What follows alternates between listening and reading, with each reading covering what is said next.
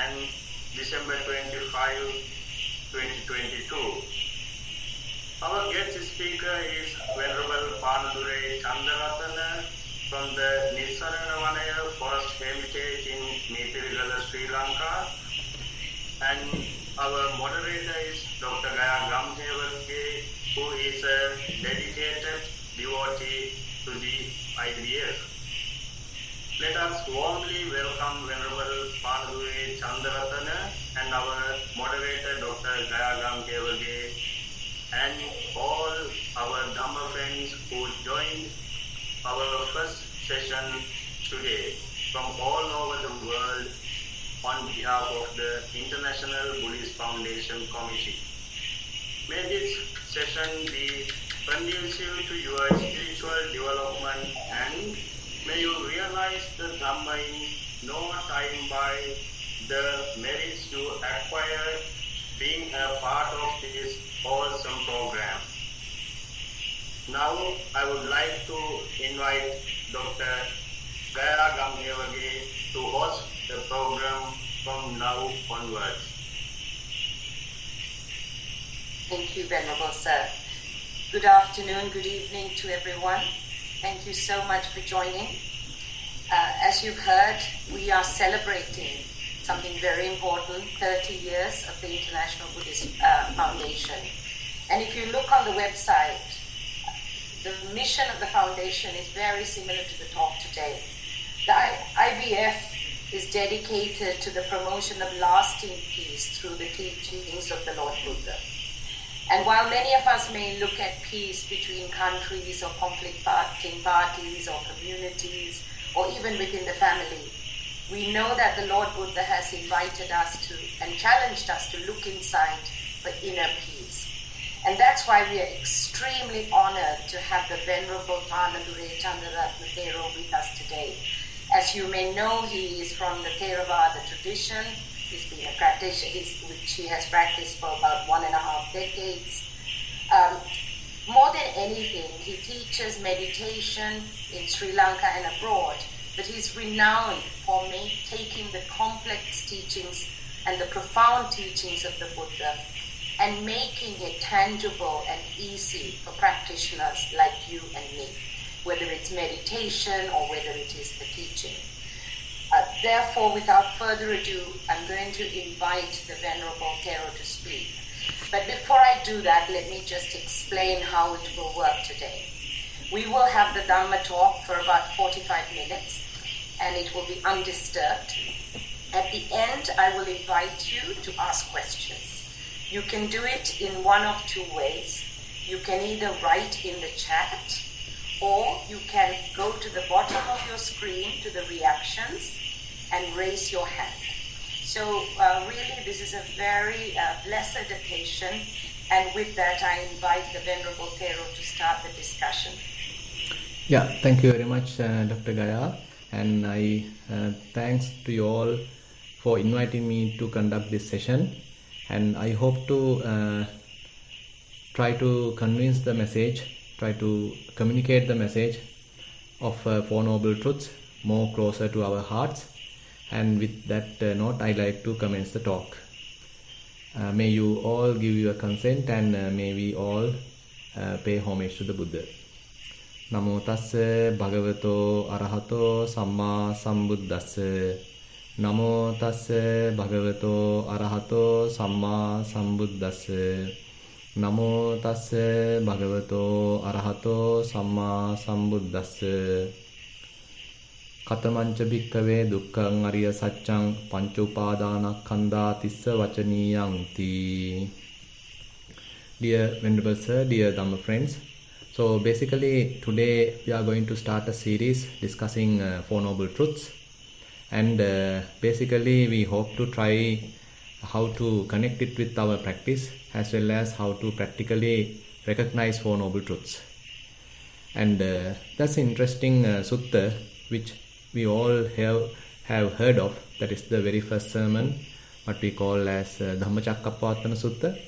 There Buddha give a fairly comprehensive analysis to this first noble truth, second noble truth, third noble truth, and the fourth noble truth. And if we start with that, first of all, he put aside the other two extremes. So that is what we call the Kama Sukhalli Kama Yoga. So being indulged with somewhat sensual pleasures. And on the other hand, the Atthakila Yoga, where you are sort of tormenting the body.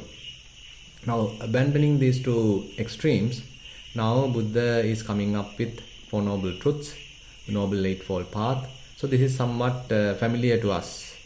And there Buddha explained that this understanding was not there with him before he became the Buddha. And once he understood it fully, then only he declared that he has fully awakened. So therefore we can understand it's a significant understanding, very interesting, very important understanding that he has done, he has went through, and as a result of that he became the Samma Sambuddha. Now then only he now approach the five ascetics and start to preach. Before that he didn't go even to preach, not to instruct even, but now he is quite confident that he is the Samma Sambuddha, and now he is preaching the Dhamma.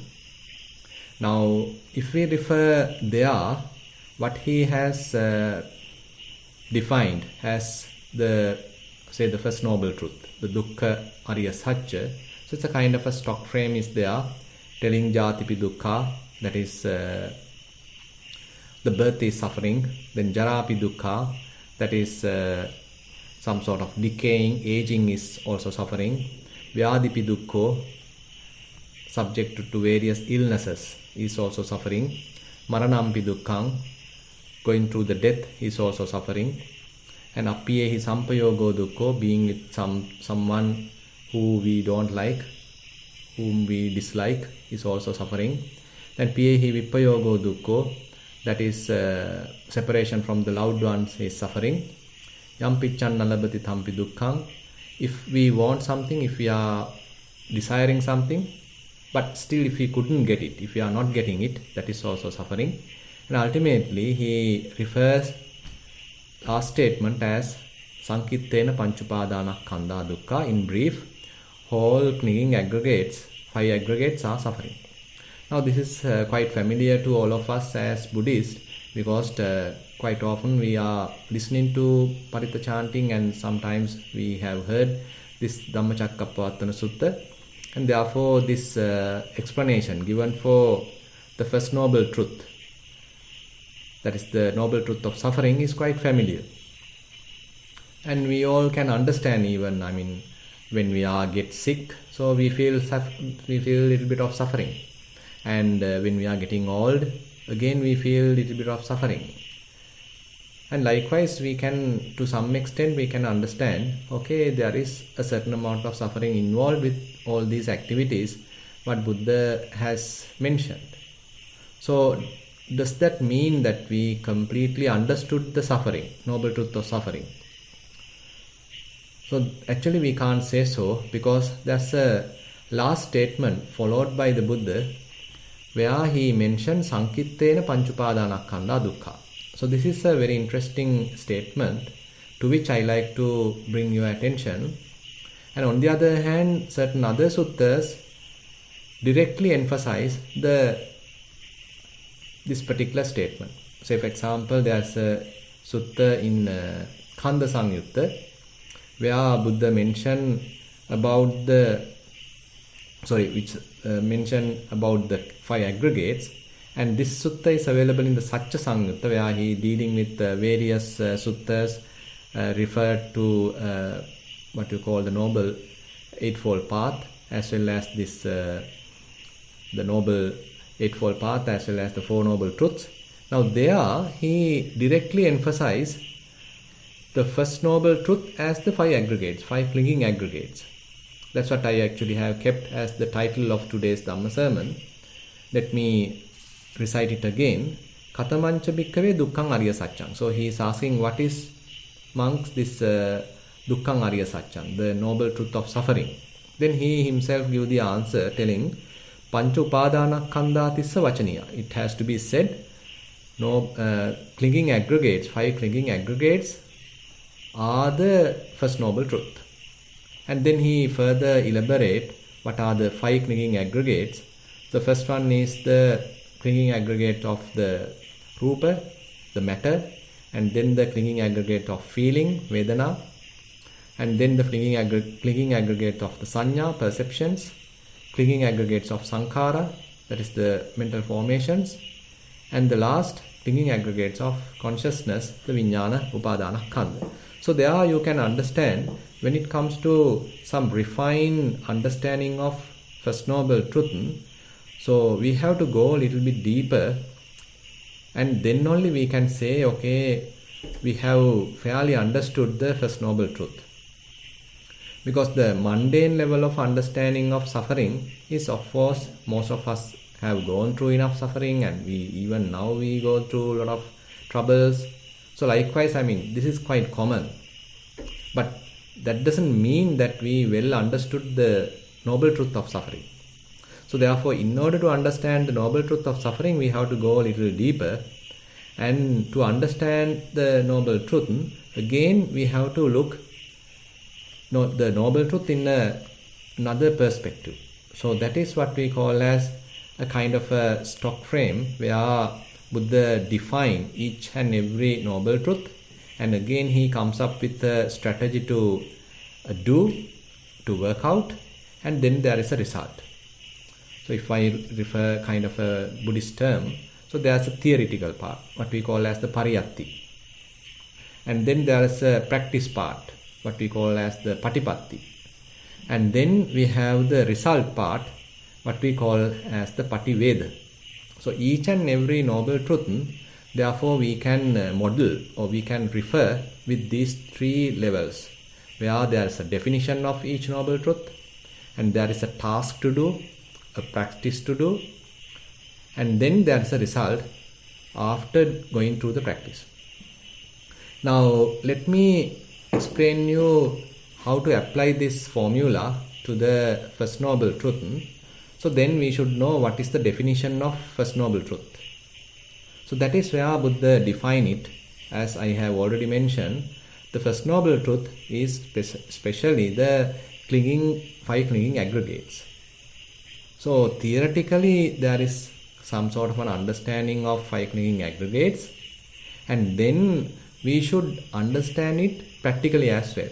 Now, theoretical understanding, say for example, if I am telling you, okay, this the clinging aggregate of matter, the rupa, is one type of aggregate, then clinging aggregate of feeling is another type of aggregate, clinging aggregate of perception is another aggregate. So likewise, if I give you that kind of an explanation, does that mean that all of us have understood the First Noble Truth, even though I am now referring the aggregates? Still no, because it's still those are words. We can't say that mere definition, mere theoretical definition lead us to the complete understanding of the First Noble Truth. Now we need to practically understand the First Noble Truth. So that is the most important part. So that is where Buddha comes up with the second part, where there should be a practice, kind of a task that we have to undergo in order to properly understand the First Noble Truth. So when it comes to First Noble Truth, so the statement is idang dukkhang arya satchang. So there is suffering. There is suffering. And the second part is dukkhang arya satchang pariññeyam. This First Noble Truth has to be fully understood. Pariññeyam. And after you are done with it, you have completed the task, then you can satisfactorily say, okay, I have fully understood it. Dukkhang arya satchang pariññātam. Now, that's another interesting point here. I like to pay your attention, draw your attention. Now, Buddha refer First Noble Truth as idang dukkhang arya satchang. Now, if I translate it into English, that refers as there is suffering. But Buddha didn't say that there is my suffering, or there is your suffering, or there is the suffering of the human beings. There is no such kind of a statement. Rather, Buddha recognizes it or defines it as there is suffering. Now this is something that we have to pay close attention, where we have to objectively look at it. There is suffering. So this suffering is something objectively we have to understand. It is not that we are trying to claim that I am suffering or I am going through a certain amount of suffering. So that kind of explanation is entirely wrong. Rather, Buddha asked us to look at it objectively. There is suffering. Now say for example, if you are going through a headache, the typically our interpretation is, now I am suffering with a headache. I have a severe pain in my head. So likewise we interpret, likewise we talk. But if we are able to look at that headache objectively, is it possible to do? There is headache, there is suffering. But more than that, so we have to go further to the aggregate level, and we have to recognize all different kinds of aggregates in order to penetrate this First Noble Truth, in order to fully understand this First Noble Truth. Actually, we don't need to wait till the headache happens to understand the First Noble Truth. In a subtle level, more detailed level, more profound level, if you are to understand the First Noble Truth, so we have to go to that definition where Buddha mentioned the 5 clinging aggregates are the Noble Truth of suffering. Then we have to understand what are these 5 clinging aggregates.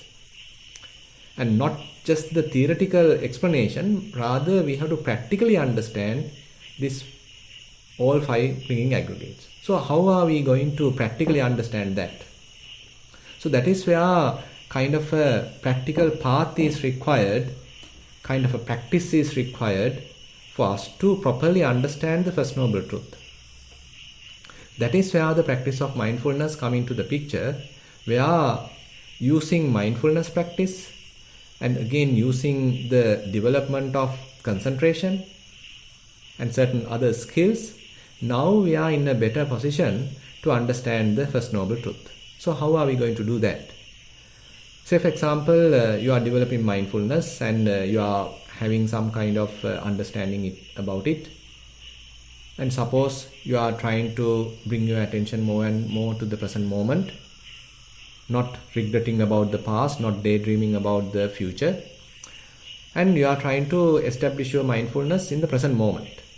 And typically, we are starting with Kayanupassana, where you are using your very body as your object of attention, object of mindfulness. So, if I am trying to recognize the body as my object of mindfulness, so that actually refers to the First Noble Truth. Because Rupa Khandha is represented in the body, whatever the physical, is something that we can properly investigate in order to understand the Rupa Khandha, in order to understand the First Noble Truth pertaining to the Rupa Khandha. It may not be enough, we have to go to the other aggregates as well. But if we consider the Rupa aggregate, the material aggregate, so practically if we need to understand the Rupa Khandha and how clinging happens to this Rupa Khandha, then we have to have some kind of a mechanism, methodology to do it practically. So that is where we are trying to recognize how this Rupa Khandha manifests. Now, if I go a little bit deeper, so Buddha mentioned Rupa Khandha is mainly the 4 types of elements. The earth element, water element, fire element and the air element. So then we have to understand the elements then. If you have to understand the Rupa or the matter, if Buddha says, okay, Rupa Khandha is the 4 elements, then we should understand the elements. And on the other hand, sometimes Buddha explain why it is referred as Rupa. Rupatiti ko bhikkhave rupang vadeta. So basically, it is this body, this all matter is constantly subjected to change. It doesn't last for long time. It's constantly subject to change. And again, it is quite vulnerable. It is quite weak. Even a mosquito bite, can make you some sort of sick. So likewise, Buddha gave another paradigm to the so this definition, giving some sort of direction to some sort of dispassion even to the Rupakkhandha. Now anyway, if you are trying to understand the four elements, now we need to understand some sort of practical method. We need to apply a practical method. So that sometimes we call as Dhatu Manasikara, the elements meditation. Now, in order to do that, again we need to have some amount of practice, have fair amount of mindfulness and fair amount of concentration. And suppose that you have developed some amount of mindfulness so that you are able to maintain your attention in the present moment. And again, you are again and again looking at breath or rising and falling or various bodily phenomena. That indicates you are able to have some amount of concentration. So let us have this kind of skill already developed, and then suppose we are using that skill to further understand the characteristics of elements. Now, further, the earth element has certain characteristics. That is through which actually we can understand the availability of earth element. Say for example, hardness, softness, and then say lightness, heaviness. So these kinds of characteristics, whenever we feel, or even grossness, softness, so whenever we feel these kind of characteristics, so we can understand, okay, this is the manifestation of earth element. On the other hand, whenever we feel kind of fluidity and even kind of cohesion, so that is a manifestation of water element. Whenever we are understanding, whenever we are able to understand the characteristics of, say, heat element, that manifests as heat and cold. And when there are vibrations, movements, so that is a manifestation of air element. So actually they talk using their language. Now if we are to understand the availability of these four elements, so we should know their language. So their language is these characteristics.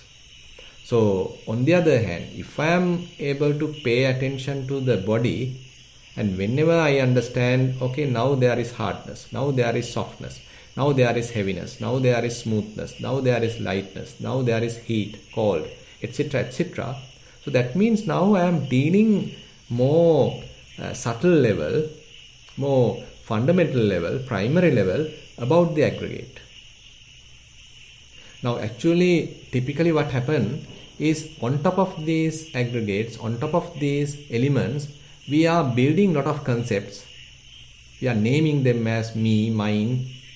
We are giving even names. He is a female, she is a female, he is a male. So likewise, we are actually, for the purpose of communication, we add so many concepts onto it. But with the concepts, actually sometimes we can't really penetrate to the truth.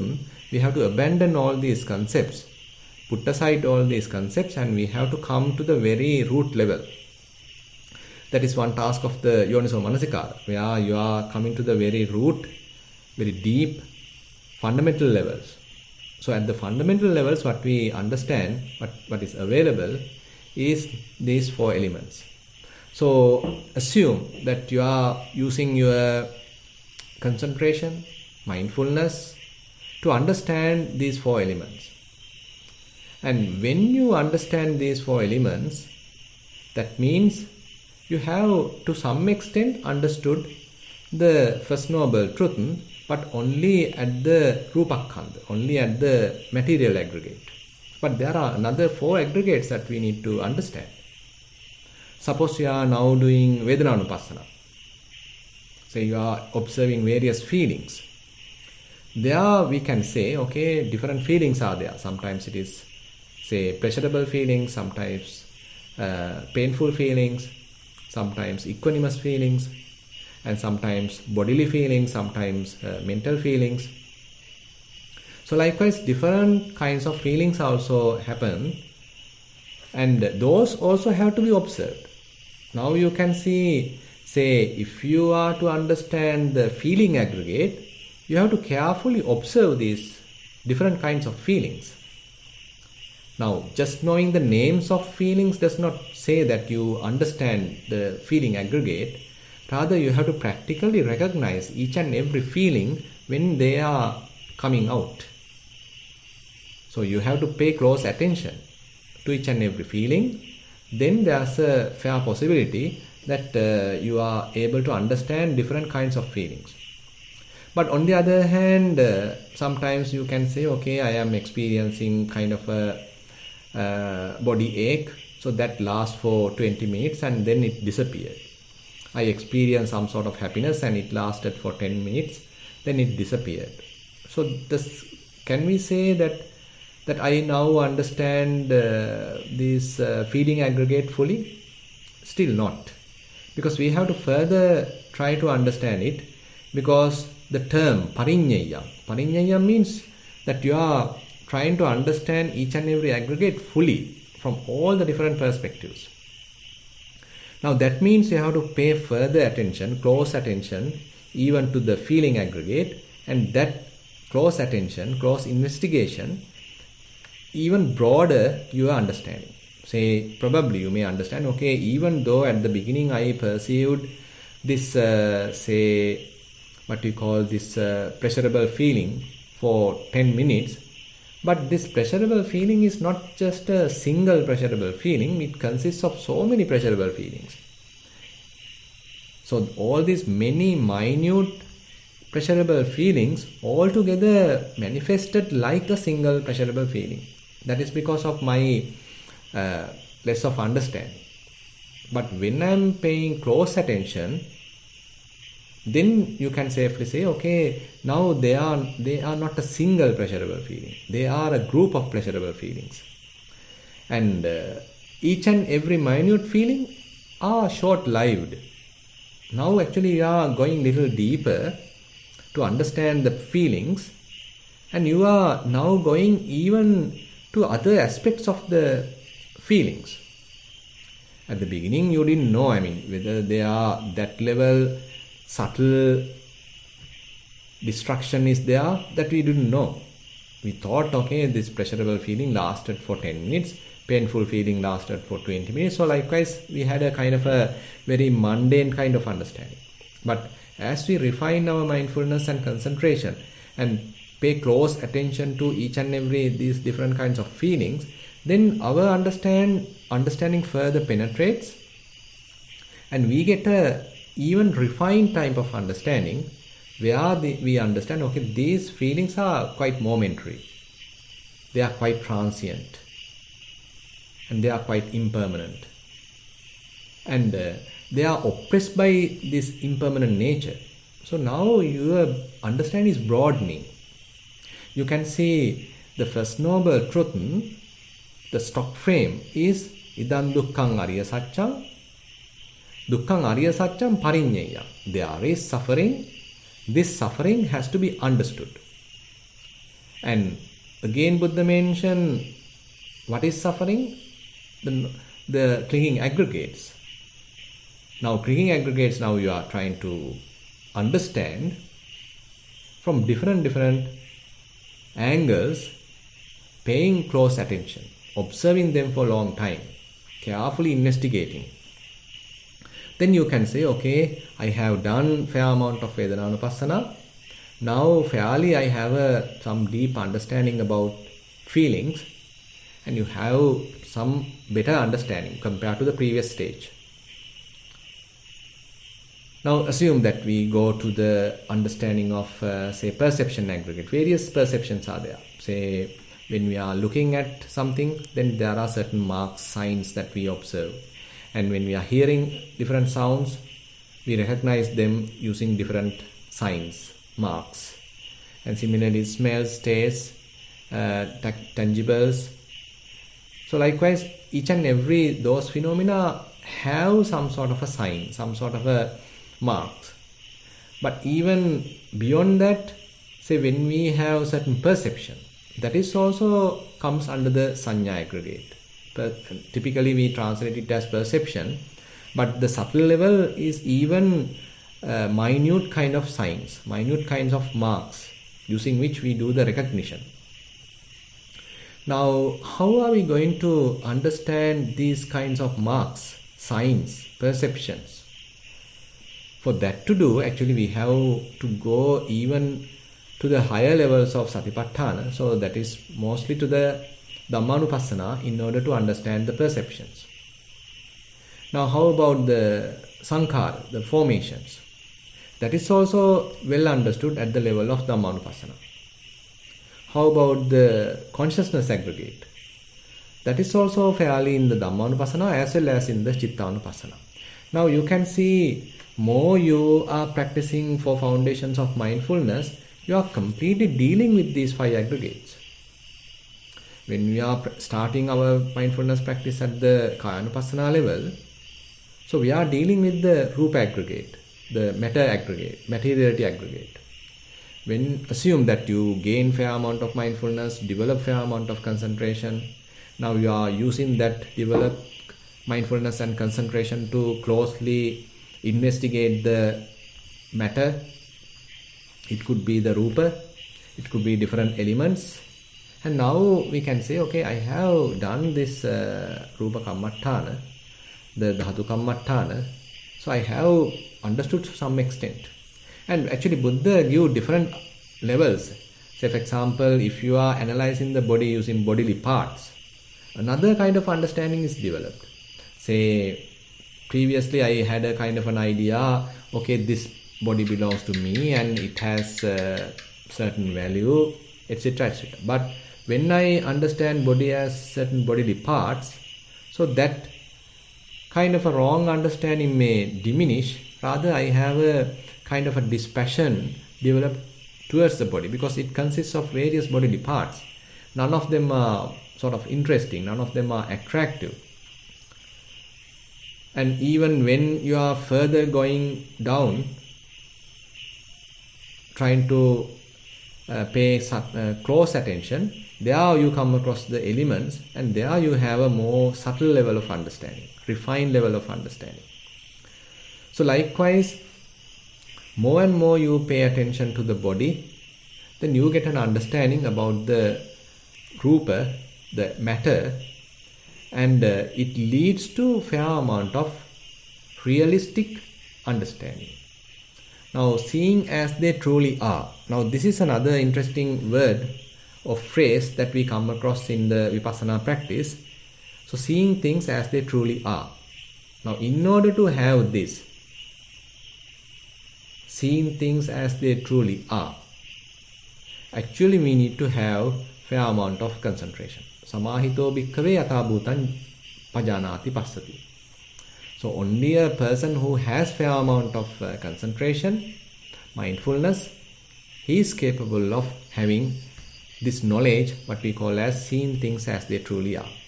So you can understand the requirement of having mindfulness and concentration. They are very much like prerequisites for the practice.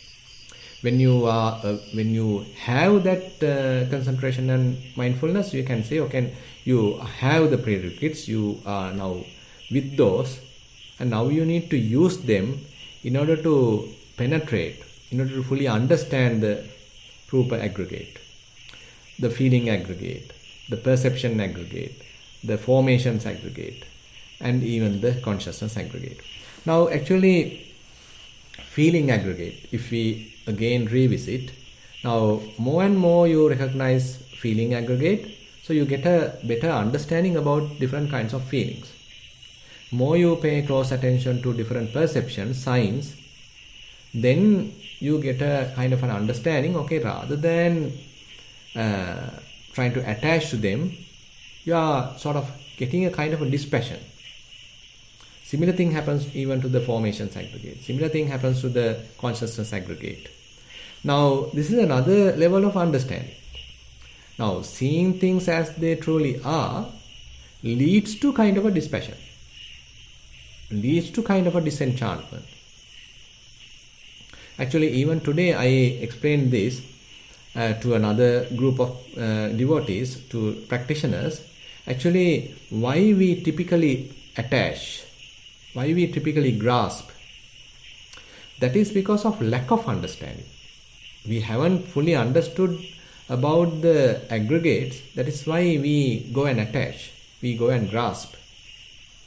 But if we have penetrated them, if we have fully understood them, if we have a comprehensive understanding about them, then actually automatically some sort of a dispassion has to arise. So that is the Buddha's words. So Buddha mentioned, Yatha bhuta jnana dasanam nibbidathaya. So whenever you have fully understood all these 5 aggregates, so it definitely leads to dispassion. It definitely leads to disenchantment. So why we grasp that is because we don't have that full understanding. So that is why we need to emphasize here Dukkhang Ariya Saccang Pariññeya. So the word Pariññeya. So you have to fully understood these aggregates, these clinging aggregates. Carefully you have to understand. You have to practically understand. Experientially you need to understand. Actually, there are 3 levels of knowledge we can say, we can recognize. The first level is simply the book knowledge. Say you are reading books, or you go to the internet and read, or you may listen to Dhamma. So this is very much the kind of a superficial knowledge we gather. Still, they doesn't belong to you. I mean, basically they are, I mean, you can refer, I mean, I have read so many books and I have written so many books, or I can even read, I have made a thesis, etc., etc. You can talk. But still, the knowledge is very much superficial.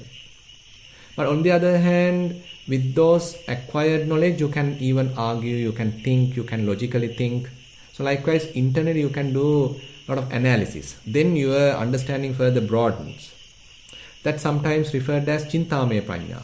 Yeah, by thinking, analyzing, logically analyzing, you get fair amount of understanding. So that is what we call as Chintamaya Panya. But to have experiential knowledge, what we call as Bhavanamaya Panya, you need to practice. So at that time, it is not someone's knowledge, it is not a kind of a borrowed knowledge. Now we are referring our own knowledge. So that is the most important part. That is where you really trying to understand the First Noble Truth. You really trying to understand the First Noble Truth directly. It's a kind of a direct understanding. It is not someone else's understanding. So Buddha have understood the First Noble Truth and then he has preached the Dhamma. So he understood it. But now I am trying to understand it. So he has given kind of a guideline. Using that guideline, I am now trying to understand the First Noble Truth within myself. Using the body, the Rupa aggregate, the body, then using the feelings, using the perceptions, then using mental formations, using different consciousness. So I am now into the practice. Now I am very much directly in touch with the aggregates. Now I am trying to analyze them. I am trying to look at them from different angles, trying to penetrate them and trying to understand their behavior. So this is where the deeper understanding of aggregates are happening through the practice. And there at a given time, I can say, okay, I have fairly understood these 5 aggregates. So I have fairly done the task pertaining to the First Noble Truth. Dukkhang Ariya Saccang Pariññātaṃ. So I have fairly done the task. What is the task? Understanding the 5 aggregates. So the very important thing here, the 5 aggregates has to be understood. First of all, we need to recognize what are the 5 aggregates, and then those has to be penetrated, those has to be properly understood. Practically we have to understand them. Then we can safely say, okay, I have fairly understood it. Actually, in order to say that statement, okay, I have fully understood the First Noble Truth, actually the different levels of Vipassana knowledges or insights have to happen within ourselves. Then only we can fairly say, reasonably say, okay, I have fully understood the 5 aggregates. Till that, actually, we partially understood the 5 aggregates, we can say. But slowly, as we continue our practice, our understanding about 5 aggregates deepens. At first, probably I have understood it partially. then as we are continuing with our practice, this understanding deepens. And it doesn't limit to the body itself. I mean, you may start with your own body as a kind of a laboratory, but later you can apply this understanding even to the outside. So that is where the phrase ajjata bahidda. At first you started with your own type of aggregates. I am using the term own, but they are not, I mean, it is not precise, by the way. Just for the communication I am using that word. So first of all, we apply this investigation to ourselves, trying to understand the 5 aggregates. And after that, that knowledge what we have acquired can even apply to the outside. Then we call, okay, there is a external type of understanding. First we did it for internal, and now even we have the external kind of understanding. And there are later, even this internal, external, so this distinguishment, even that can break. So everywhere what you may have is a kind of a common characteristics. At first you understood internal characteristics, but now you are understanding even the outside characteristics, external characteristics, and probably you may understand, so these characteristics are common. So the earth element manifests within, inside. Earth element manifests outside as well. So what's the difference? There is no difference. So this is merely the earth element. So whatever the importance, the value that we have given to the internal earth element is now very much faded away, because you understand even those characteristics are available outside. So the distinction, the internal, external is now become blurred, nullified. So very much like everywhere in the whole physical world, what is available is nothing but the 4 elements. So likewise our understanding broaden. This pariññayang, so Buddha emphasized that you got to understand these 5 aggregates. So this understanding broadens. As our understanding broadens, so other results may continue, so that actually we can discuss with the other levels of what we call the 4 Noble Truths. So today actually I tried to give some clarification about the first Noble Truth. How are we going to practically understand it, and how to use say Satipatthana, the practice of mindfulness, to understand the first Noble Truth, and to give you some theoretical understanding also about the first Noble Truth. So I think that is enough for today as the Dhamma sermon. So if you have any question, or if you need any further clarification, explanation, so please feel free to ask questions. And now I like to open the session for questions.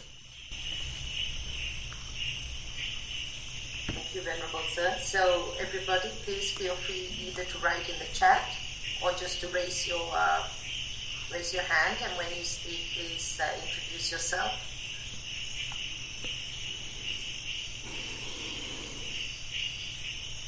We had a very profound and useful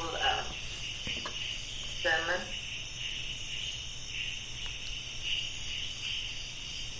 So basically it is, by the way, a little dry, because we started with the suffering.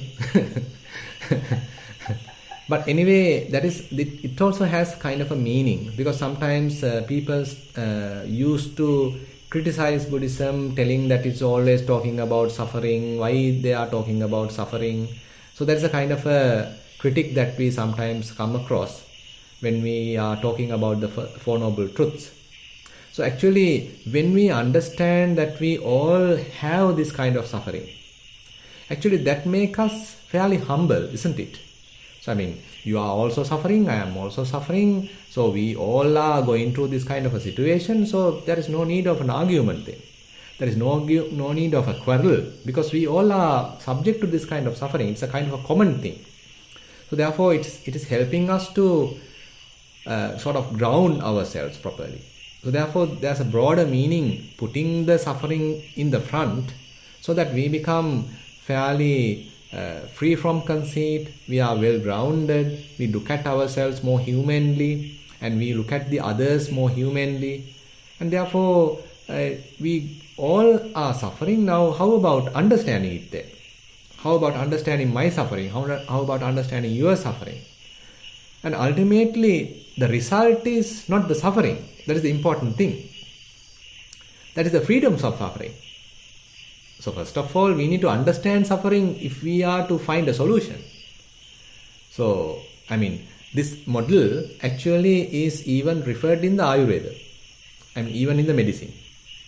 So, when you are sick, so you first of all, you should know, I am going through some suffering, I am sick. Now, say for example, that is the problem in the mental diseases. Because though they don't know, they are going through a mental disease, because that is the problem there. But suppose you are broken with your leg, or you are having a body ache, stomach ache, whatever it is. Now you can easily recognize, okay, I am going through some suffering. So first of all, I need to admit there is suffering, there is sickness, there is a disease. That I should recognize. Then only I can seek a doctor, I consult a doctor, going after a solution. So even if I don't understand that I have a problem, even if I don't understand I have a disease, then there is no way out. So that is why first of all, understanding there is suffering, the presence of suffering is quite important. So therefore it has a broader meaning, a deep meaning, why Buddha has put the First Noble Truth as the very first thing, rather than putting, say, Nibbana as the very first thing. Thank you, Venerable Sir. So as a doctor, I can only agree. So it's exactly how we learn medicine. So you have the symptom, which is suffering. Yeah. Then the second noble truth is about the cause. Yes. The third is what we call the prognosis. Prognosis. Will I get better Exactly. or not? Yes. Can it be cured? Mm. And then the last one is the treatment, the path. Yeah. So actually this is exactly how a doctor learns about disease. So very interesting. But I was also interested, while people are still very shy, I think they're thinking, I was very interested in your, the mundane understanding of suffering. Headache, depression, but really going and looking at the 5 aggregates and shifting your perspective to that. And I found your, what you call your stock frame, Pariyati, Patipatti and Pativeda, really, really useful. So can you talked about the Pariyati, the theory and the definition. You talked about the practice. Can you talk a little bit about the Pativeda of doing this? Yeah. Take that further. Thank you. Yeah. So that's actually the Pativeda is broadening. Actually, we can't immediately say I have completely fulfilled Pativeda till you become an Arahant. So actually, Pativeda has different levels. Say for example, when you are practicing Kayanupassana, so you are still on the materiality aggregate, the Rupakkhandha. So your understanding about the other aggregates is very less, because now you are more paying attention only to the Rupakkhandha, to the materiality aggregate. And assume that you do Vedananupassana. Then you have better understanding about both aggregates. Then you are adding perceptions, then formations, consciousness. So that means you are broadening your understanding. And even when you are broadening that understanding, actually more and more understanding means more and more relinquishment. So there you can see kind of a relationship. So these kinds of understandings cannot lead to any kind of a conceit. Now typically, if you consider the mundane, the worldly kind of knowledges, say I am acquiring a kind of a degree. So I can have a kind of a conceit, okay, you don't have a degree, I am having a degree.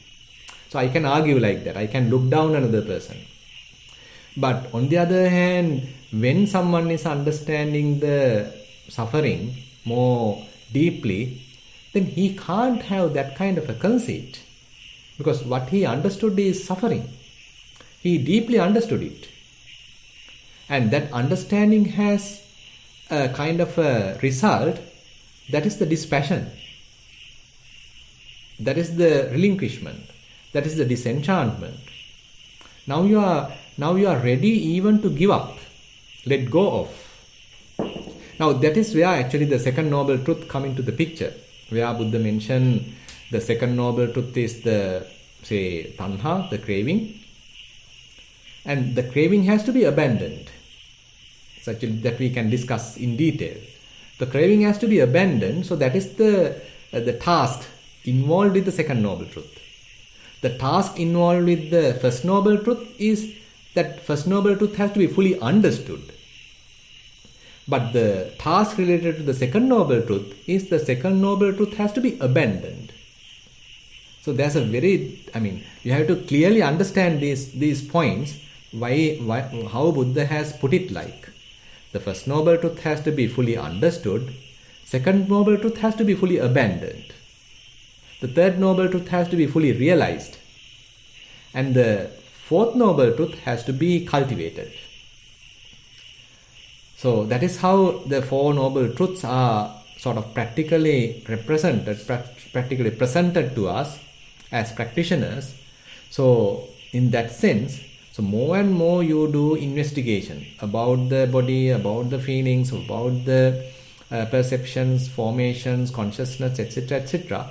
So that means we are dealing with the first noble truth to fully understand it, fully penetrate it, understanding it from various angles. So we are broadening our understanding. So more we broaden our understanding, definitely it has to have a kind of a result. So that is nothing but the dispassion, the disenchantment, then the relinquishment. So likewise, they have some interesting relationships we can come across as we continue our series of Dhamma talks. Yeah. So there is some, we're getting some questions on YouTube, but before that, maybe I hand it over to, is it Samantha or Samantha Jayatilaka? Can you unmute and ask your question? Yes, yeah. Thank you, and thank you, Bhante, for taking my question as well.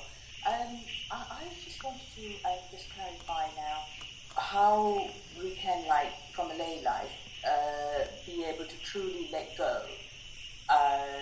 Say, because we go through various challenges, and say we have different types of emotions as a result that come to us. And to me, I know that we have to look at things. I can see things arise, the anger arises or hatred arises and pass away, etc. And I keep watching that. But at the same time, when it happens again, when I'm not in sati, I would react. Yeah. And I would sort of like create further karma, and then I would regret afterwards and say, oh, well, I should have been a bit more, calmer and should have been in control.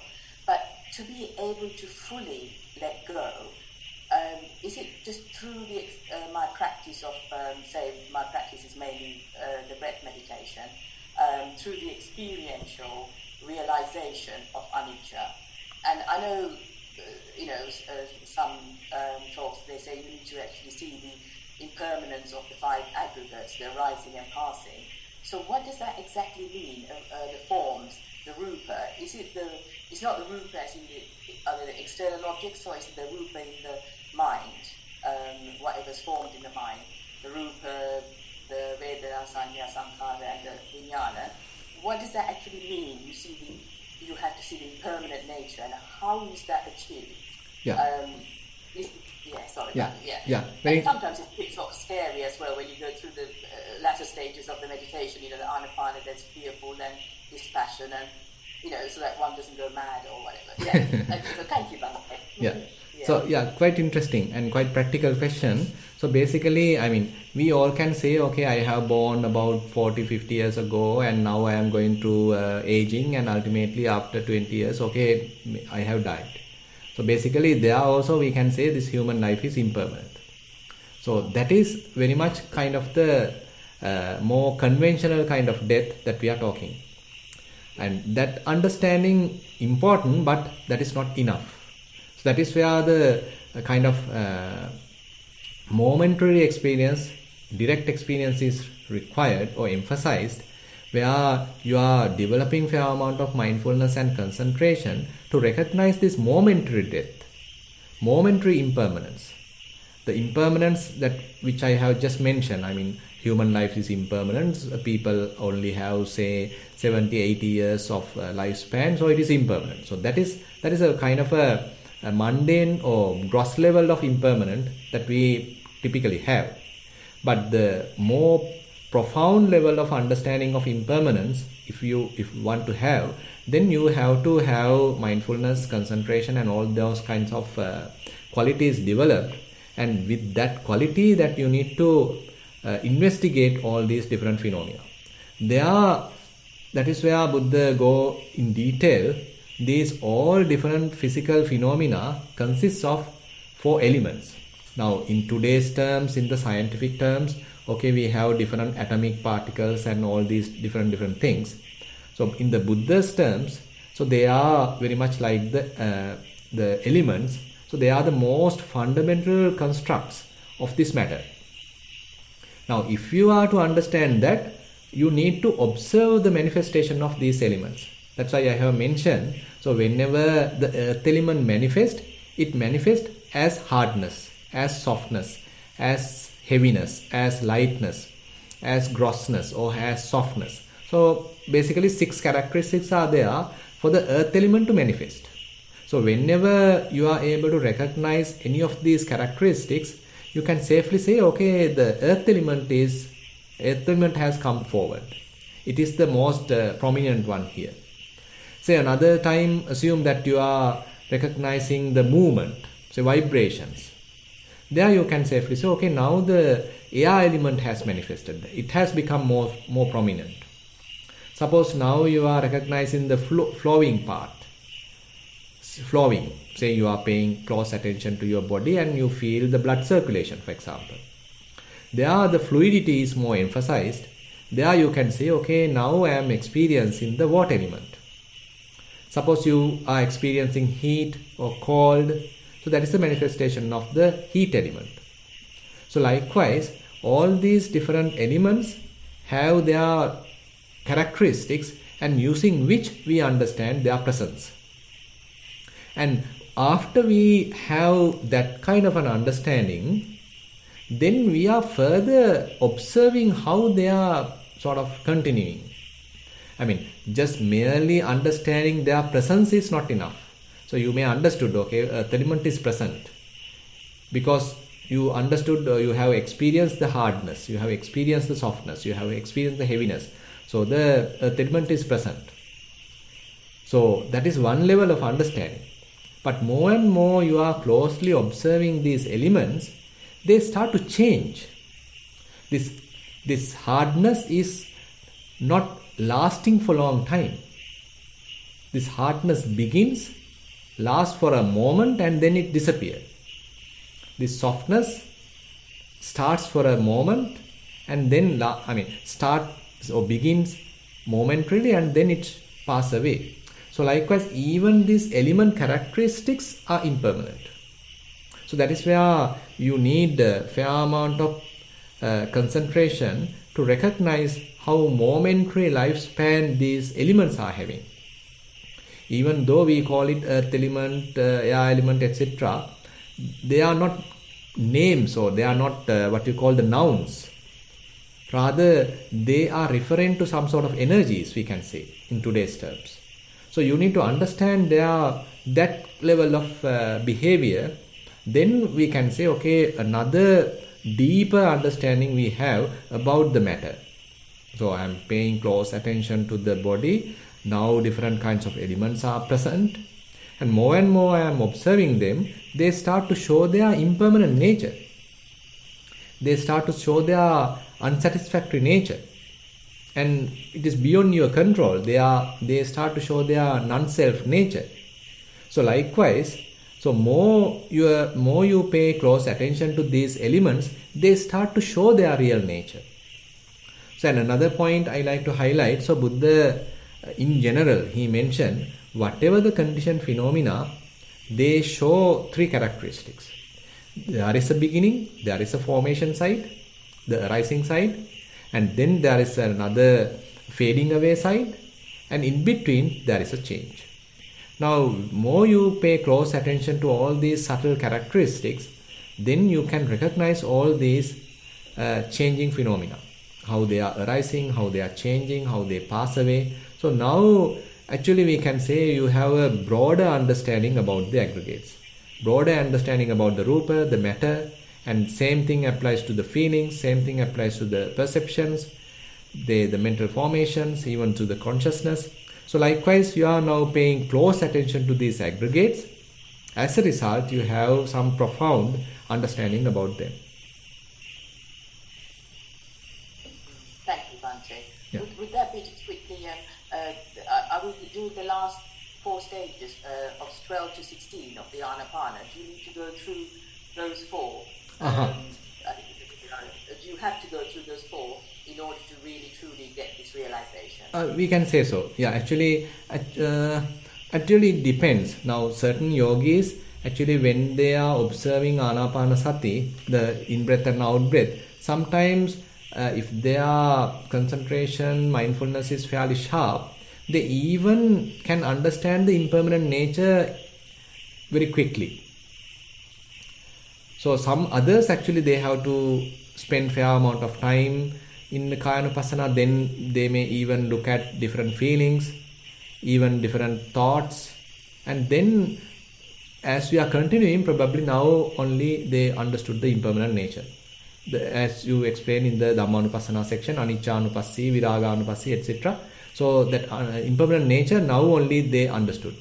But if you refer, say, Satipatthana Sutta, even at the Anapanasati level, Buddha mentioned Samudaya Dhammanupassiva, Viharati Vaya Dhammanupassiva, Viharati. So likewise, so that impermanent nature is highlighted at the very early stage, even at the Kayanupassana stage. One doesn't need to wait till the Dhammanupassana to understand the impermanent nature. Wonderful. Thank you, Bhante. Okay. We appreciate your answer. Okay. Thank you. That's really helpful. Okay. Thank you. Bhante, we have people watching on Zoom but also on YouTube, and Chandima Nagahavatta has asked, is Satya Jnana equal to Sotapanna? That's his question.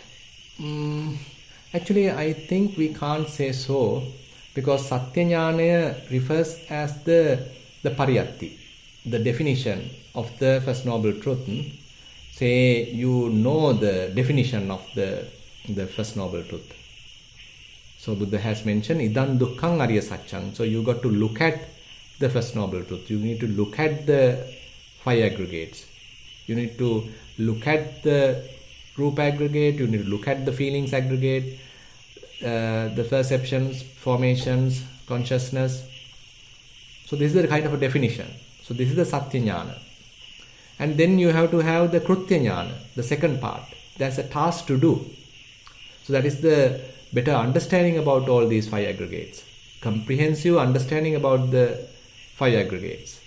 So that is the task, Krutya Jnana. And then last is the result, Kruta Jnana, the Pativeda, is the result. Because, you did fair amount of practice. For the First Noble Truth is the understanding. You have understood it comprehensively. Now you have that understanding. Then you can safely say, yes, I understood it. Now probably, if you have come to the level of full understanding, sometimes probably you have done or passed the Sotapanna. You have become a Sotapanna. So, but I feel maybe it covers the Second Noble Truth, it covers the Third Noble Truth, it covers the Fourth Noble Truth, not merely the First Noble Truth. If one to have Maggaphala, probably he may have to cover all 4 Noble Truths.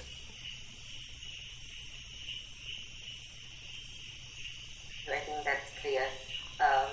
So I'm going to invite others, even if you don't have questions, maybe you can start by saying what was new, or what was a new understanding, or what was an important aspect that the Venerable Chandaratana raised today. Often that's a good start of reflection even if you don't have a question. So what was really important to you in today's talk? And if you don't speak, I'm going to invite you, I'm going to call you by name. Okay? Somebody has actually asked, is this a series of talks? Yes, it's a series of 4 talks. This is the first, and we will put on the website all of the dates. So that's why he's focusing on the first Noble Truth today, and we will come to others. So who can I call on? And another, actually, I like to highlight another point. Let me little highlight it again. That I have mentioned. So Buddha refer the First Noble Truth as there is suffering. So that is a very interesting point, that it is not there is my suffering, rather there is suffering. So this is a kind of a perspective that we are developing from the beginning of Satipatthana. Say for example, assume that you are doing Anapanasati. So you allow the body to breathe naturally. You are not trying to interfere the process. You are not trying to make it your breathing. Rather, it is a kind of a natural process happening in the body, and you allow the natural process to continue, and you come out of it and look at it. It is very much like someone else is breathing and you are observing. So you can see, you are from the beginning, you are trying to have this kind of a objective observation. Rather than you think, okay, I am breathing softly, I am breathing roughly, my breathing has become slower, my breathing has become difficult. So that is, we are trying to personify the experience. We are trying to have a kind of a subjective experience. But from the beginning of the practice, you got to allow the process to happen naturally. You step back, you maintain kind of a distance, and then you look at it. Then you can say, oh, yes, there is suffering. There is a process. There is a bodily process. Now, I mean, I can simply say I am watching it, but I mean, just for the easy communication, there is a bodily process and there is a mental process which is being observed. So likewise, so we need to, from the beginning of the Satipatthana practice, so we are trying to develop this kind of an objective reflection or objective observation. So we allow the process to happen as natural as possible, and we take a step back, we take a step behind, or a kind of a distance, and then look at it objectively. We are not putting any of our thoughts into it, our judgments into it. So we are not trying to control it. Allow it to happen more naturally, then only I get a better understanding about it. There is suffering. So that is a very interesting point, and actually sometimes we miss. We sometimes interpret, I am suffering, I am sick, I have a headache. So this is how we communicate. But proper perspective, correct perspective of First Noble Truth is to keep it as a kind of an object. There is suffering. Yeah. Very interesting, Bhante, and building on that, I suppose it requires us to unlearn, because we are so attached to the concept of self. I am suffering, my pain. So exactly. And also you said something when you spoke about seeing things as they really are. You said a precondition is concentration, and as you say, you don't force it. What happens is, as you do this, as you observe as things as they really are, it leads to dispassion and distance and disenchantment. Correct. But in education, we often have an object and we work towards it. Here, you are telling us to, relax. Yeah. Don't work towards it, just observe it, and it is part of a natural process. So that was very interesting for me personally. Yeah, actually that you further have highlighted kind of a de-learning process. Because we already have some preconceived ideas and we are trying to, look at it through our observation. That is kind of a biased observation. So we already have, as you mentioned, kind of an objective, and I am now trying to prove it. Rather, let me keep the process independent, let it manifest as it like, then only I have kind of independent analysis, not a bias analysis, bias observation.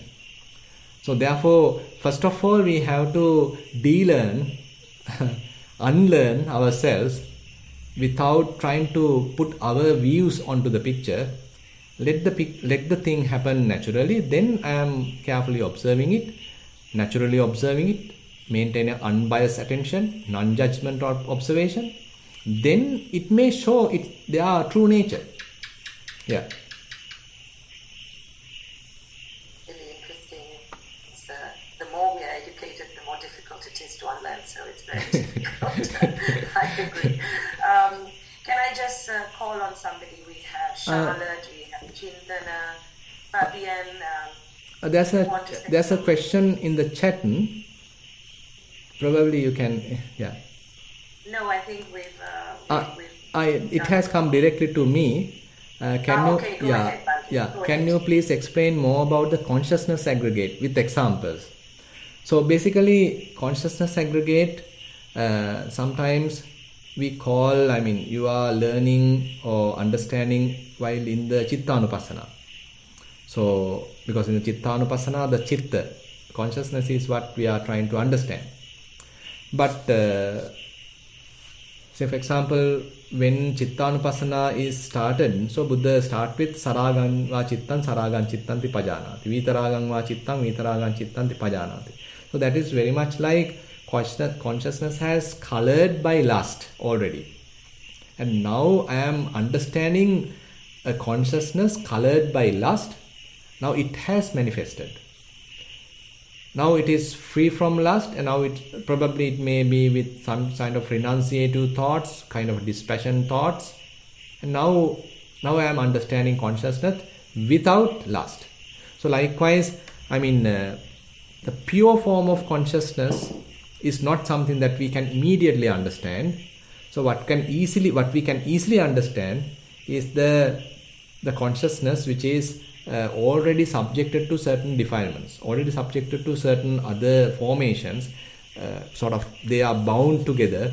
Now I can understand, okay, now the mind is colored, now the mind is lustful, now the mind is angry, mind is with some jealousy. But later, as we move forward into the, say, Dhammanupassana, there you get another skill to carefully distinguish. Okay, there is sensual desire now arising. There is sensual desire available. Now this sensual desire has faded away. Now you are carefully observing sensual desire as a separate thing. Previously at the Chittanupassana level, you don't have that level of precision. Instead, you are very much like recognizing the whole consciousness being colored by sensual desire. Now it is available as sensual desire. So therefore, in order to fully understand carefully understand the consciousness aggregate, we need to go through Chittanupassana, Dhammanupassana. Then we can say, okay, I have understood the consciousness aggregate. And actually Buddha not only referred, say, here, but even when you are talking about the dependent origination, the Paticcasamuppada, there again the consciousness aggregate is mentioned. So so all these you can see. So Buddha has mentioned to enhance our understanding. Consciousness aggregate is coming under the part of the suffering, coming under the part of the dukkha, the dukkha Sacca, the noble truth of suffering. But in order to understand it fully, Buddha has explained it in many different angles. You are looking at the material aggregates, feelings aggregate, perceptions aggregate, formations aggregate, consciousness aggregate. So you are in that level, you have comprehensive understanding. The more you observe them, you may understand their behavior, how impermanent they are, how unsatisfactory they are, how non-governable they are, another level of understanding. Then probably you may understand their kind of dependent nature, how the consciousness arises, how this matter arises, what are the causes of the arising of matter, what are the causes of the arising of feelings, what are the causes of arising of perceptions, what are the causes of arising the formations. Now you are going another level of understanding, recognizing there are true causes for them to come up. Say for example, for the matter to come up, you need to have a fair amount of nutriments. For the feelings to have, you need to have the contact. The perceptions to have, you need to have a contact. For the formations to have, you need to have a contact. For the consciousness to have, you need to have the name and form. So likewise, you can even understand their root causes. Another level of understanding. So therefore, that is why, so the understanding about these 5 aggregates is broadening more and more by looking at them, by investigating them from many different angles. So Buddha has paved the way by giving all different directions for us to understand these 5 aggregates fully. Yeah. Thank you, Bhante. Anybody would like to make a comment? Bhante, to see and understand the true nature of these phenomena, do we need to still mind through jhanas? So another question came to me directly. So another question came. So let me again tell the question. To see and understand the true nature of these phenomena, do we need to still the mind through jhanas? Okay, so this is a kind of a arguable question. So some teachers mention the jhana is a must, and some others say it is not a must. Now say for example, if you consider the Satipatthana practice and another, say, jhana practice. So even if you are practicing jhana, if you are to understand the rupa aggregate, you have to come out of jhana. While being in the jhana, you can't understand the rupa aggregate. You can't understand the feeling aggregate, because jhana is an absorption where your mind is locked, you are fully absorbed, and you need to emerge from it in order to understand the 5 aggregates. Now, on the other hand, when you are practicing, say, mindfulness, say walking meditation or breathing meditation or elements meditation, the concentration there, what is available is what we call as a momentary concentration, Khanika Samadhi. Say, assume that you are walking, your left foot is on the ground, it is touching the ground, and momentarily it is concentrated there. You can precisely understand, okay, there is hardness. So you have momentary concentration, which leads to precise understanding of the matter, that is hardness, the earth element. Suppose there is kind of heat available, it is changing. Now you are paying close attention to that, momentarily your mind being concentrated there.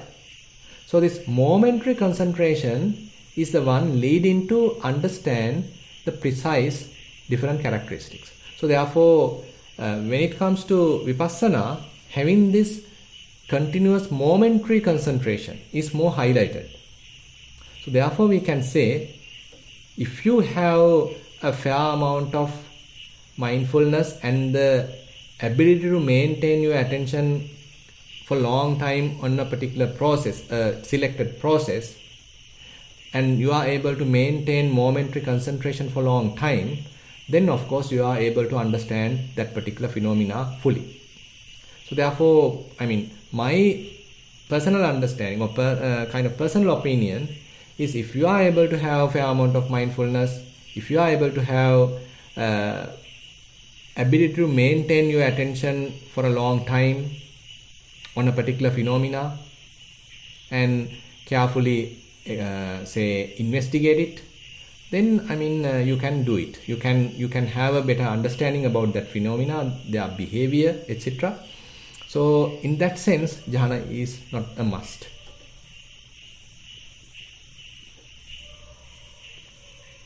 Any more questions, Bhante, to you? No. May I ask a question, please? Yes. Go ahead, please. Go ahead. Bhante, what is the difference between the emotions in Chittangasana? Like if you are angry, you contemplate on the anger in Chittangasana, is that right? No, actually. And also the Panchanivarnas, you see, there is also anger, isn't it? In the Nivarnas. How do you differentiate the two processes, please? Yeah, and at the Chittanupassana level, as I mentioned, so yogi is not yet capable of sort of separating the mind from the Nivarana. Say it is very much like, say, suppose you are taking a cup of tea, and cup of tea is tasty and it is with some milk or maybe with some tea, etc., etc. So you are taking it as a single thing, but you further analyze it, understanding, okay, it has water, it has tea, it has milk, it has sugar. So these are the ingredients. So Chittanupassana is very much like you are taking tea as a one thing, but when it comes to Dhammanupassana is where you are even go to the ingredient level and understanding their presence.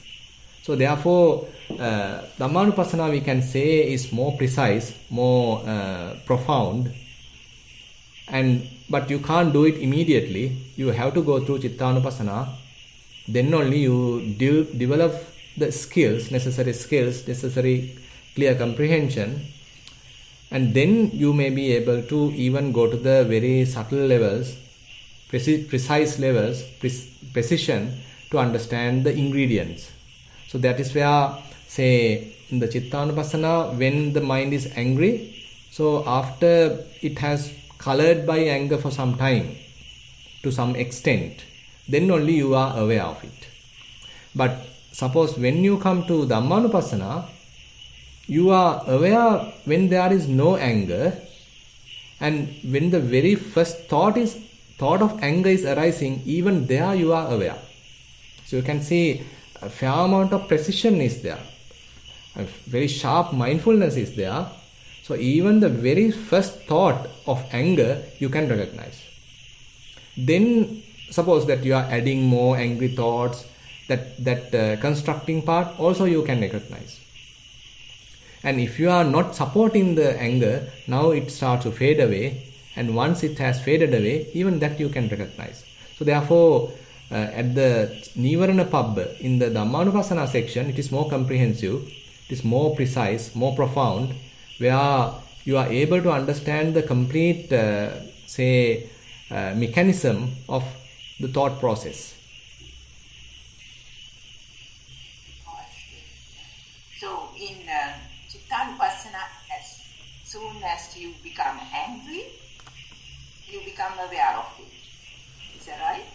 Can you repeat? Contemplate on the anger. Can you repeat the question? As soon as you become angry in Chittanupassana, you recognize and be aware of it. Okay, that means, yeah, we can say so. So that means anger has to grow to some extent for you to understand it. Till that you are not mindful enough to understand it. It has to come to some level, then only you are sort of triggered, okay, I mean, there is anger. I mean, I am now, rather than telling I am, so there is anger available. But in the Dhammanupassana level, you are aware when it is no anger, and you are aware even the very first thought of anger. Because you are not mindful when you have got 5 hindrances, isn't it? You are not in the concentration level. That's why you are having the 5 hindrances. Is that right? Actually, here in Dhammanupassana, even 5 hindrances we are using, but under the supervision of mindfulness. Yes, yeah, obviously. Yeah. Then only you know. Yeah, exactly. Yeah. Okay. Thank you. So basically, we can say like this. Say when our mindfulness is weaker, so in order for us to understand the presence of anger, it requires to grow to some extent.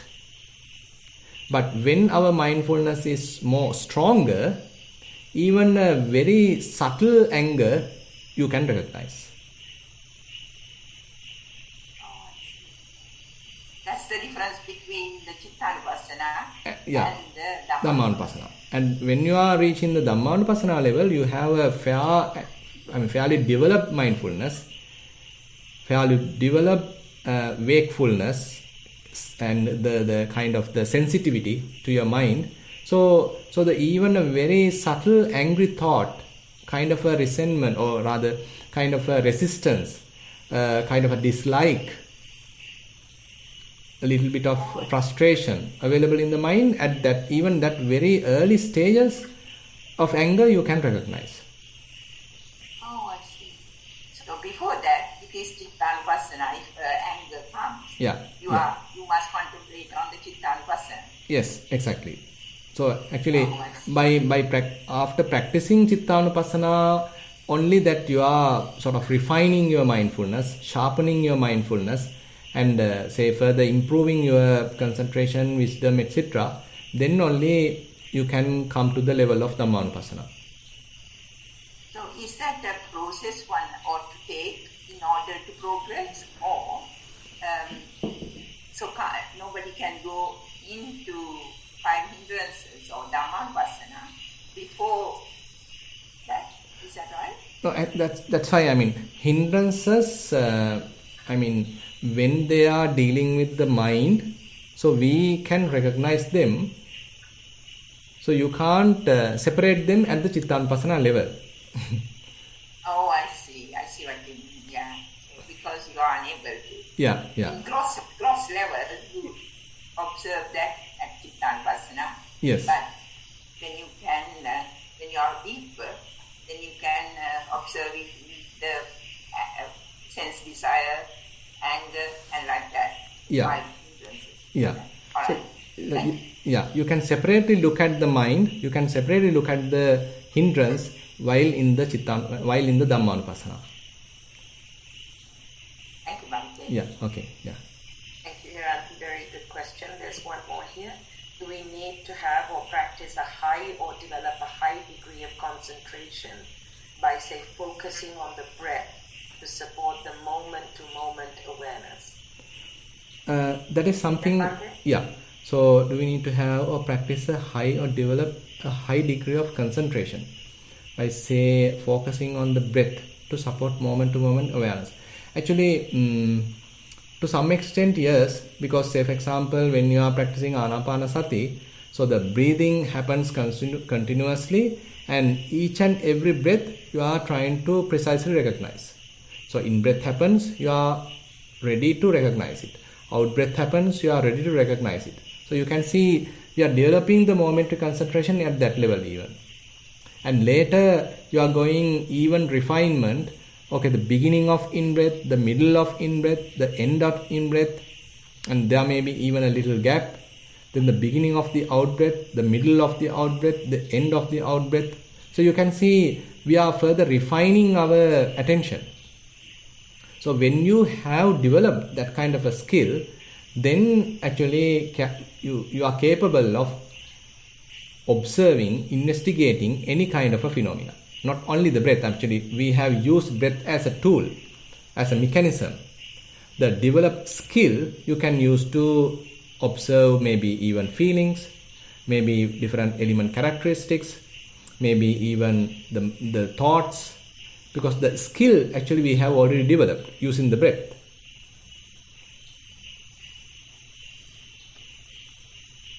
Thank you, Bhante. So it's becoming time to wind up, and I'm finding the questions really... Can I ask a question, please? Last question then, yes. Give me Bhante, yeah. Can you give me a moment?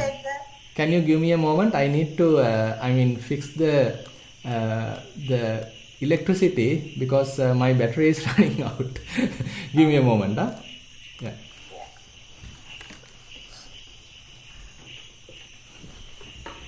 So while we wait, maybe just to notify everybody that the next talk is on the 26th of June, and the following one in August and one in December. So please mark your calendars. Is it Shirani who's going to talk now? Yes. Yani. Thank you. Yeah, you can continue. Right, Bhante, you said that you don't have to, if you are in jhana, you have to come out of jhana to do the vipassana. Yes. Yeah, and that means your concentration, the focus, your one-pointed mind, you are in samadhi now, right? Yes. So you come out of samadhi No, Or there is something called Vipassana Samadhi as well, isn't it? yeah, Vipassana Samadhi is also there. But here, I mean, suppose if you are practicing jhana, so while being in the jhana, you can't do anything else. I mean, you are fully there. Yes, understand. Yeah. So, yes. Now, if you are to practice Vipassana, now you need to emerge from jhana, and that skill that you have already developed, that concentration, now you need to focus to various other bodily phenomena or feelings or etc. Now you can practice Vipassana. Okay. So you are using that one-pointed mind to do the Vipassana. Correct. Am I right? Correct. Yes. Yeah. Yes. Right. So can we come into the Vipassana Samadhi, dhyana. Samadhi? Sure. Yes. There are Vipassana Samadhi as well, but there's quite difference.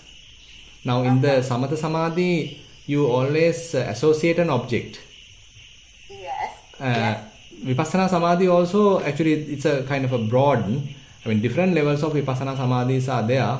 So there are Vipassana Samadhi associating objects, and there are other Vipassana Samadhis not associating objects as well.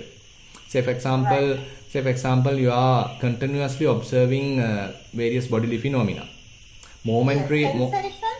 Sensations you are continuously observing, for example.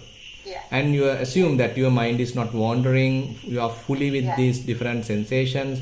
Continuously the mind is doing it by itself. Then you can say, okay, this is fairly concentrated. Now there's a type of Vipassana Samadhi. But on the other hand, suppose you are developing these insights to a further, and then suppose that your mind has let go of this process altogether. Yes. So there also you can have a Vipassana Samadhi, but there is no object to associate at that level. Oh, I see. So you start to see the Anitya Dukkha Anatma of the Vipassana in that case. Is that right? We can't say the Vipassana. We always have Anitya Dukkha Anatma, the impermanence, suffering and non-self as various phenomena. But once you understood that three characteristics, one result is that letting go of the whole thing. So you relinquish everything. So once the relinquishment happens, there is nothing to hold. So that non-holding or non-grasping can be developed to the level of Vipassana Samadhi. Right. Okay. So the Vipassana. So is it part of Theravada tradition to develop Vipassana Samadhi or not? Yes, it is part. Actually, Buddha has mentioned, say, Animitta Samadhi, Appanihita Samadhi, Sunyata Samadhi. So those are mentioned. Yeah. Okay. Thank you, Bhante. Thank you. Yeah. Thank you, Bhante. I see there are lots of practitioners with really practical questions. Thank you. I think since this time slot has now expired, we're 5 minutes over time. It's time to really express our gratitude, Bhante, for your speech, for your talk, but also for your patience and your explanation. So on behalf of the International Buddhist Foundation and Venerable Sumana Jyoti, Thero, I would really like to express our deep gratitude for your kindness, your compassion for taking this time, and your patience for answering all our questions. I'd like to thank Sumit and everybody in the IBF who made this possible. I'd like to thank the leadership of Halyale Vimalaratna Thera, Sumana Jyoti Thera, who really are our spiritual fathers and brothers, if you like. I'm so old, I don't think they're fathers, I think they're more like my brothers. But really IBF is our spiritual home, and of course we have to thank everybody. We had 35 on the Zoom and many more on the YouTube. So Bhante, I hope you feel that we were listening with an open mind, and please know that your words and your guidance have had an impact on us. So thank you, everybody. Bhante, would you like to say something before we wind up? Bhante Chandaratana? Yeah. So basically, these teachings are for us to practice, not simply to intellectualize. So there are enough books and etc. are available, but the most important thing is to practice. Then only we can say, okay, I am trying to understand the first noble truth, I am trying to understand the second noble truth, third noble truth, fourth noble truth. So these teachings are there for us to practice, not simply to superficially go through. Yeah. So therefore, I invite all of you to get on to the practice and try to realize them practically. Yeah. Thank you, Bhante. Yeah. Good evening to everybody, and we will hope to see you next time on the 26th of June. Thank you. Yeah. Thank you, Bhante. Yeah.